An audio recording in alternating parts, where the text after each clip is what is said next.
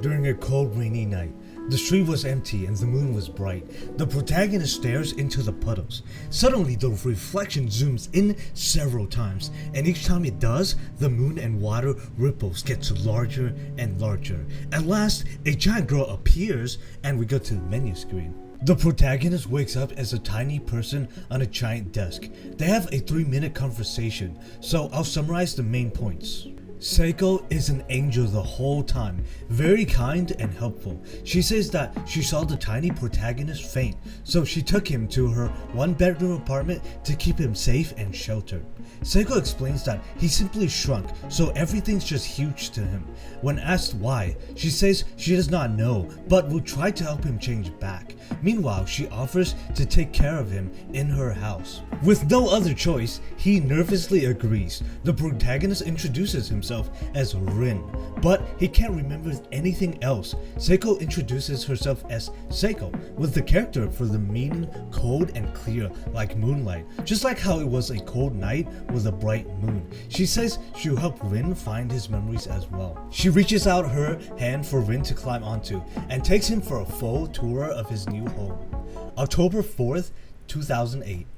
Rin wakes up in a dark place. A person right next to him notices and explains that there are a few people in here with him.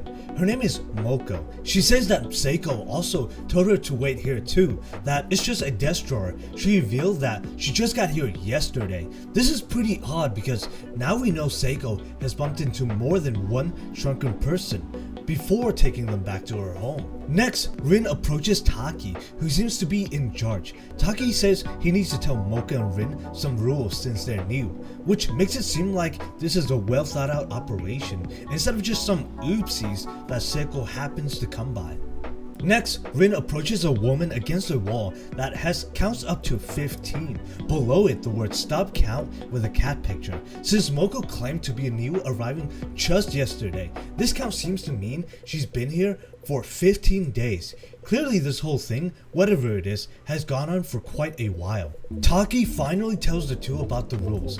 Basically, everything in the desk is Seiko's things, but she left them for everyone to use, and she wants Rin to be in charge of fairly dividing the items. Taki asks Rin to give him a top and then Moko a peanut. The peanut has a special effect of giving plus 25 appeal. Appeal to what is not yet explained. Giving Moko this says that her appeal will go from 40 to 65. Moko offers to share it, but Taki says Moko must eat it by herself, so she does. Moko reveals that while she was walking home one day, she passed by Seiko while staring at her because of how pretty she is. But while staring, Moko shrunk, just like Rin did, and woke up in the room. Moko was also convinced that Seiko would take care of her like for Rin. It seems it's not a coincidence that Rin shrunk while Seiko was around. Seiko seems to have the ability to shrink people. The desk suddenly starts shaking. Moko thinks it's an earthquake, but Taki tells them it's just Seiko coming back, which for some reason terrifies him.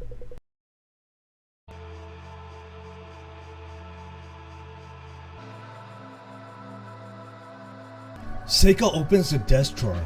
Her 5th lecture ran longer than usual, and she's feeling a bit hungry. Could I have another one of you today?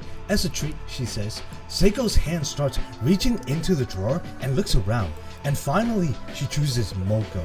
Moko is very scared and confused, since she's also new here. Seiko just eats her up with pleasure, just like eating candy.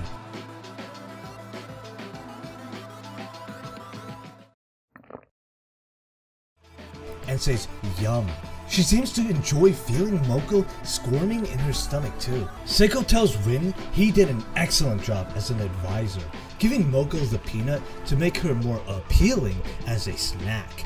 But Rin is confused because he wasn't told this. Seiko told Taki to explain everything to Rin before. Taki says that he didn't do it because he was afraid Rin would object. Seiko gets annoyed, sighs, says she doesn't need 2 advisors, and simply crushes him without even eating him. This is a sign that her power seems to be strong enough that she can just waste a couple tiny people and just get more.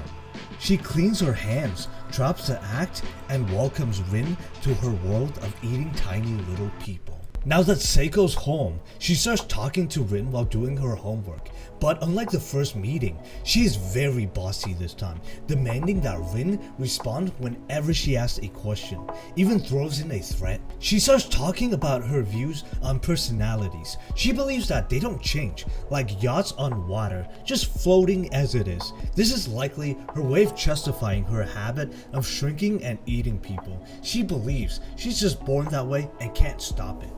Then she moves on to appearances, talking about how everyone knows how to change those with skincare, exercise, and not eating sweet stuff at night. This shows that Seiko isn't just some pretty innocent girl. Even though she pretends to be at first, she works hard to keep up her looks so that she can fool and eat her victims without too much resistance. She then talks about how she has little people to eat instead of sweets. If Rin gets spooked by this and doesn't answer, Seiko will crush him like Taki. And the retry screen says that Seiko will crush little people that won't respond to her questions. But the thing is, if Rin responds too fast, she will demand that Rin waits until she finishes to respond. Then she crushes Rin. The discarded screen says that you are rude, replying before she finishes. And if Rin makes sure to respond to everything on time, then he still gets crushed because Seiko doesn't like noisy kids. So you're only supposed to respond when questioned. If Rin says yeah to can personality change, then that would be disagreeing with Seiko, which is okay at first. But if you say she's wrong at the bolt part, then she will crush you because you have answered wrong too many times. Your opinions are wrong and she wasted her time on a buffoon. If Rin asks her why she eats little people, her answer is simply that they taste good. And she asked if that's not good enough. And of course it is. Seiko can do no wrong. If little people taste good, then they should be happy Seiko eats them. Or at least Rin has to say so he does not die. Seiko is pleased by this agreeableness, so much that she even wants to let Rin have a taste too, despite him currently being one of these little people. She hints that it is possible in the future. She might actually be also looking for a partner to share her hobby with among these little people. And as she says bye, good night, and sweet dreams, she looks so sweet as if it was a real date. Pretty interesting game so far. The little people actually had some interesting quirks, but I skipped it since they end up dying quickly in the demo anyways.